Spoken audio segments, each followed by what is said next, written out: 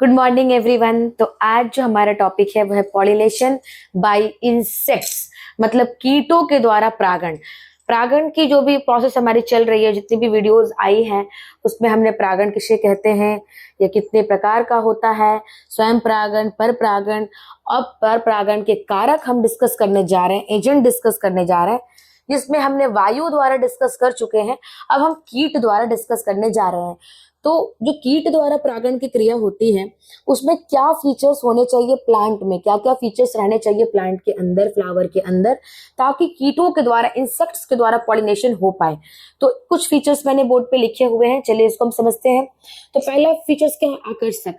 अभी कोई भी प्लांट का जो पेटल्स, फ्लावर का जो पेटल्स होगा, अगर वो कलरफुल होगा, वो अट्रैक्टिव होगा, उसमें स्मेल निकलेगा, बहुत स्मेल नहीं, एक्चुअली फ्रेग्रेंट निकलेगा, सुगंध होगा, और उसमें मधु निकलेगा, मतलब नेक्टर होगा, तो उसमें ऑटोमेटिकली जितने भी भंवरे हैं, कीट हैं, जैसे मधुमक्खियां हो गई, ये सब अट्रैक्ट करेंगी। और जैसे ही ये अट्रैक्ट करेंगी, वे उसकी पॉलिन ग्रेन को अपने पास ले लेंगी, और जैसे ही दूसरे पौधे के फूल पे जाकर बैठेगी, तो वहां वो स्टिग्मा पे उस पॉलिन ग्रेन को क्या करेंगी, वहां पे छोड़ आएंगी, और इस तरह से परागण की क्रिया कंप्लीट हो जाएगी, क्योंकि उन्होंने पॉलिन ग्रेन को उठाया और दूसरे फ्लावर के ऊपर जाकर छोड़ आई, तो परागण की क्रिया इस तरह से कंप्लीट हो गई। इसके लिए हमें क्या चाहिए कि पहले वाला जो फ्लावर है उसको हमें आकर्षक होना पड़ेगा, साथ ही साथ उसके जो पेटल्स है वो कलरफुल, ब्राइट कलर्स के होने पड़ेंगे, ताकि दूर से ही मधुमक्खियों को दिख जाए, कीटों को दिख जाए कि यहाँ पे कोई फ्लावर है।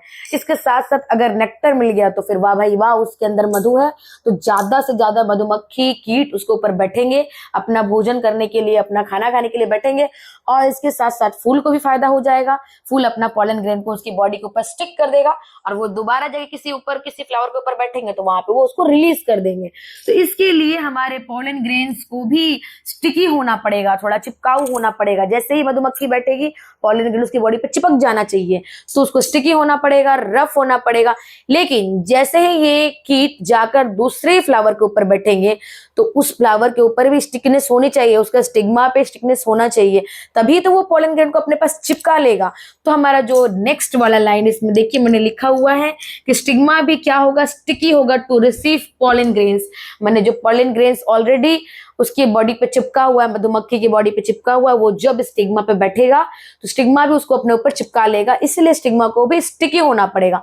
इस तरह की प्लांट, इस तरह का जो प्रोसेस है, प्लांट है, इस तरह को हम क्या बोलते हैं, एंटोमोफिलस के नाम से जानते हैं। कुछ पौधों के नाम दिए गए, आम, नीम, जवा का फूल इसके उदाहरण है।